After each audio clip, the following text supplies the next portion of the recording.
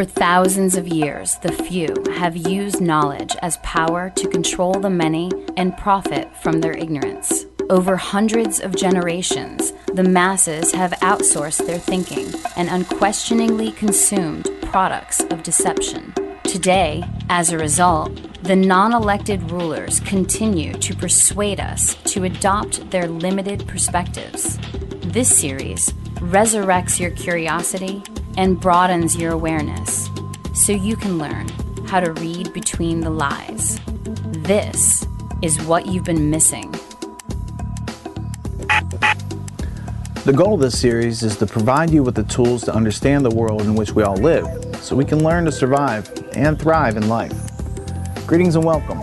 I'm your host, Richard Grove, and I'd like to begin by employing metaphor, using this box to represent the status quo, so as to illustrate that this series was created to present you with the myriad of media which describes the world from the outside of this box, whereupon we criticize and review it, like this. What you've been missing is an educational exploration designed to stimulate you and your potential, to resurrect your curiosity, and to inspire you to think critically so your decision-making and realization of enjoyment in life goes off the charts. Submitted for your approval. This is the episode pilot of What You've Been Missing, titled Exposing the Noble Lie.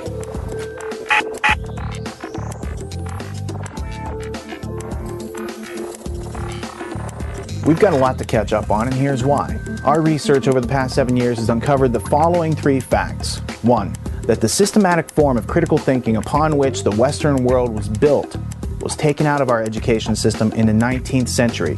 2, as a consequence of our education system being censored, those of us born in the 20th century were easily shaped, conditioned, and manipulated by sophisticated forms of propaganda and public relations, leaving us in a world based on illusions of knowledge and not actually knowledge itself. And 3, as a consequence of points 1 and 2, those of us inhabiting the 21st century are faced with problems that seem to be unsolvable and pressures and responsibilities for which we are not educated to be successful at resolving.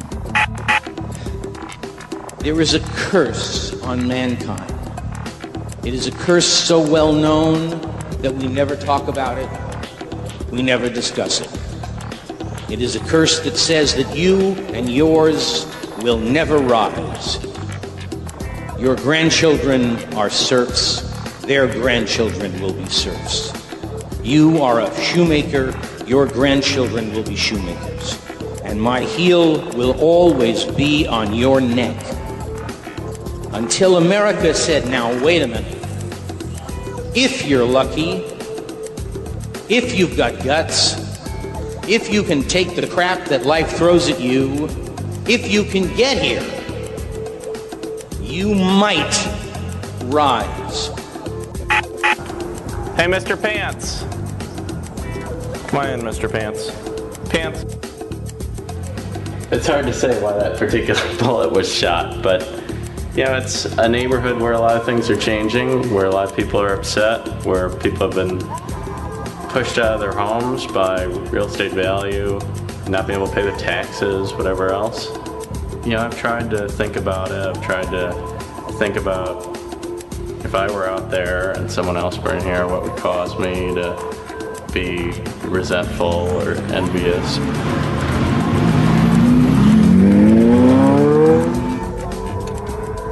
The south side of Chicago is one of the poorest inner-city communities in America. But now rich people are moving in and creating some serious changes in the neighborhood. What used to be housing projects are suddenly condos, and you wonder what impact you're having on the city and who lives here, who can afford to live here.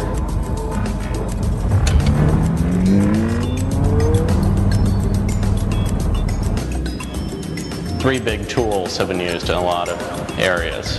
First, you build a big police station. Secondly, you tear out all the basketball courts. And lastly, if there's a local public school that poor people attend, you tear down the school. This land is worth more than what the niggas over here can give them. So What can you do with them? Displace them, and the ones that you don't want over here, you get rid of them. You get rid of them. You know, and what you use as an excuse, use the drug dealers, use the cocaine house. This is my son. Come here. This is my son. Do you feel like your kids have an opportunity to get rich in this country? Hell no. Hell no. They ain't no rappers. My kids ain't gonna be rappers. They ain't gonna be rich.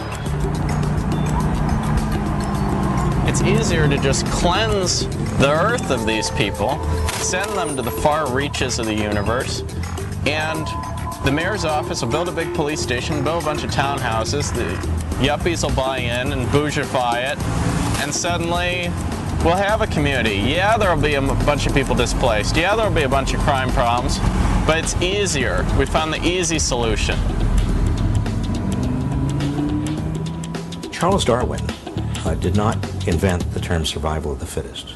That was Herbert Spencer, a social Darwinist who thought that if we just allowed the rich to get richer, that was good for society because we want to discourage the poor from having a lot of children and basically surviving. That kind of social Darwinist notion has stayed alive in certain quarters, and I believe that it is there behind much of the economic policies we are now seeing. This is Erica Goldson, and unlike the valedictorian of your high school class, she's got something to say which I think you should hear. Hey, this is Erica Goldson. No, I just said that. Play the part where she proves that she's outgrown her provisional self-esteem. I have no clue about what I want to do with my life. I have no interest because I saw every subject as a study, as work, and I excelled at every subject just for the purpose of excelling and not learning. And quite frankly, I'm very scared.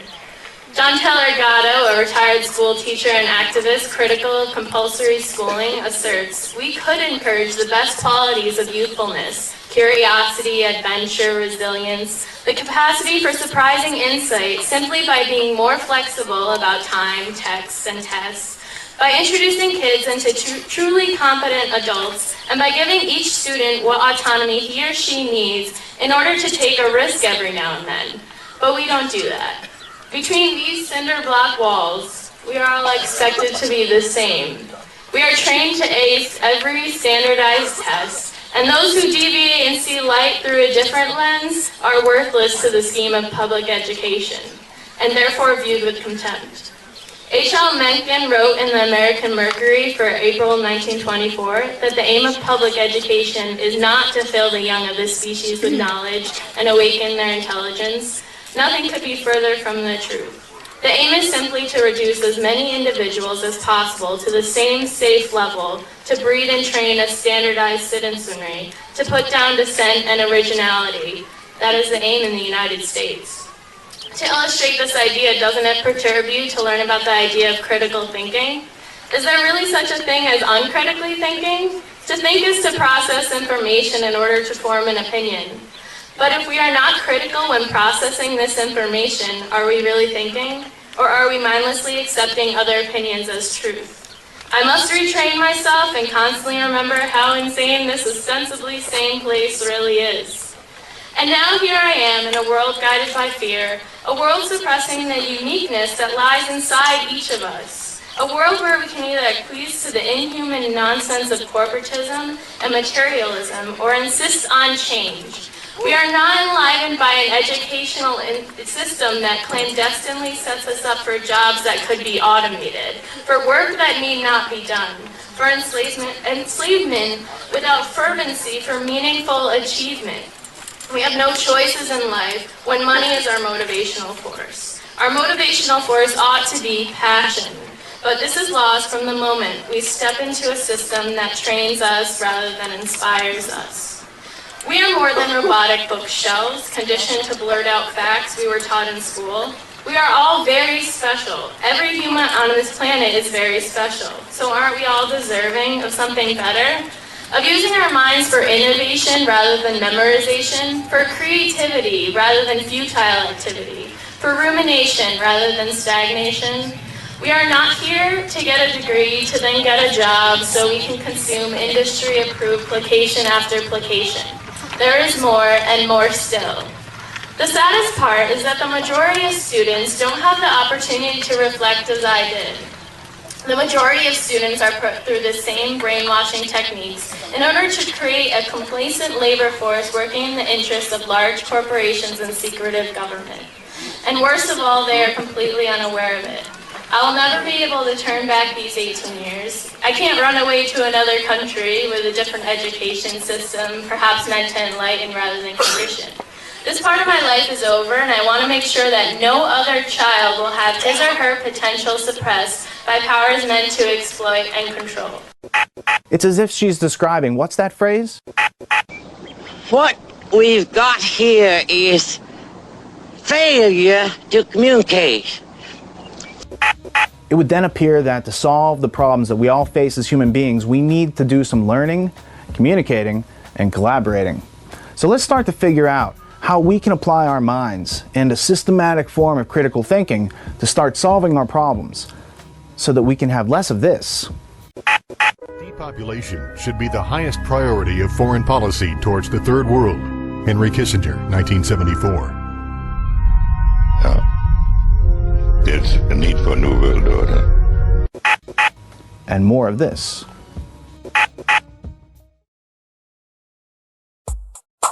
From the time of the cavemen all the way until today, humanity continues to exist because each generation of people has produced another generation to replace itself. Scientists have figured out how many people need to be born each generation to replace the generation before. That number is 1 person per person. All things being equal, this creates perfect demographic balance. Since women are the only ones who can have children, replacing every person on Earth means each woman needs to have 2 children, one to replace her, and the other to replace the man, who cannot have children. The total fertility rate is the average number of children each woman in a society is having. This number shows us if a society is growing or shrinking. In developed countries, the replacement birth rate is 2.1 children per woman. This will keep the population stable, but even that is assuming that every woman has children and that there are no wars, famines, or disease. In the real world, disasters happen all the time, and sadly not all children reach adulthood, especially in poor countries. This pushes their replacement rate up to 3.3 children per woman. Since not every woman wants to have children, in order to keep the population stable, some women need to have more than 2.1 children to balance the birth rate with the women who are only having 1 or no children at all. Maintaining this balance is of the utmost importance. If society does not at least replace itself every generation, human numbers begin to fall exponentially. Economic and social problems appear as elderly people retiring begin to outnumber young people entering the workplace. This is already happening all over the developed world.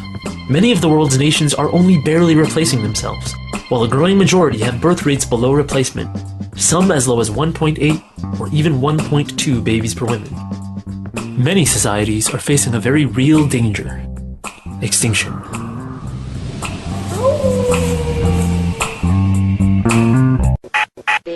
But it's more of the balance of things.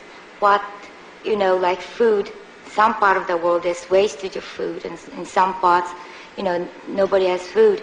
That kind of a balance, if that is solved, I don't think we would be worried so much about overpopulation. I think it's a bit of a joke the way people have made this overpopulation thing into a kind of myth. I don't really believe it, I think whatever happens will balance itself out and work itself out. It's all right for us all living saying, oh, well, there's enough of us, so we won't have any more. Don't let anybody else live. I don't believe in that. I think we've got enough food and money to feed everybody. And I think the natural balance, even though old people will last longer, I'm sure there's enough room for us, and some of them can go to the moon anyway. You mean you think there's enough, if it were I don't believe overpopulation, I think that's just a kind of myth that the government has thrown out to keep your mind off Vietnam and Ireland and all the important subjects. Oh, I think you're wrong about that. Oh, I don't care. Yeah.